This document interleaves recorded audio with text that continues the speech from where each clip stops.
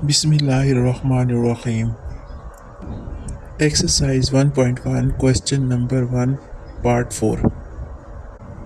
X plus 4 divided by x minus 2 minus x minus 2 divided by x plus 4 equal to 0. पहले step में हम LCM लेंगे। इस LCM में जो क्वेश्चन का फर्स्ट पार्ट है x माइनस टू से क्रॉस हो जाएगा और जो x प्लस 4 है ये हमने इसको लिख दिया और ये ऊपर वाला x प्लस 4 हमने ये यहाँ पर लिख दिया माइनस दूसरा जो पार्ट है उसमें x प्लस 4 से कैंसिल हो गया और ऊपर हमारे पास बच गया x माइनस 2 और x माइनस 2 और बाकी हमने ऐसे ही लिख दिया।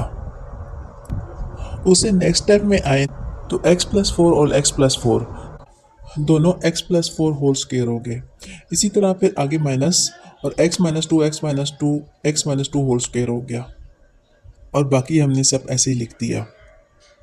अब हम a plus B whole square के फार्मूले के मुताबिक इसको ओपन करेंगे तो हमारे पास रिजल्ट आ जाएगा x square plus 8x plus 16 minus इसी तरीके से हम x माइनस 2 होल स्क्वायर को ओपन करेंगे तो हमारे पास रिजल्ट आ जाएगा x square minus 4x plus 4 और बाकी हम ऐसे ही लिख देंगे। नेक्स्ट स्टेप में हमने ये ब्रैकेट्स ओपन कर दी और साइन चूँकि माइनस का था तो माइनस के साइन जब बाहर हो ब्रैकेट के तो अंदर वाली सारे साइंस चेंज हो जाते हैं जब हम ब्रैकेट ओपन करते हैं। तो उसका रिजल्ट ये हुआ कि एक्स स्क्वायर यहाँ पे माइनस 4x था और ये प्लस 4x हो गया और प्लस 4 था और यहाँ पे माइनस 4 हो गया।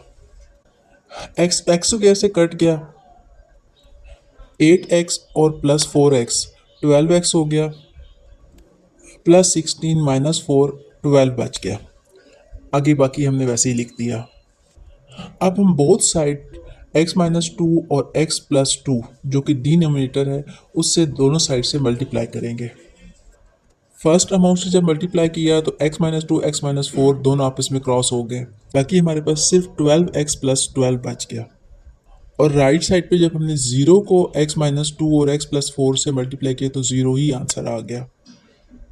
नेक्स्ट स्टेप में हम x माइनस 2 को और x प्लस 4 को आपस में मल्टीप्लाई करेंगे तो हमारे पास रिजल्ट आ जाएगा x square plus 2x minus 8।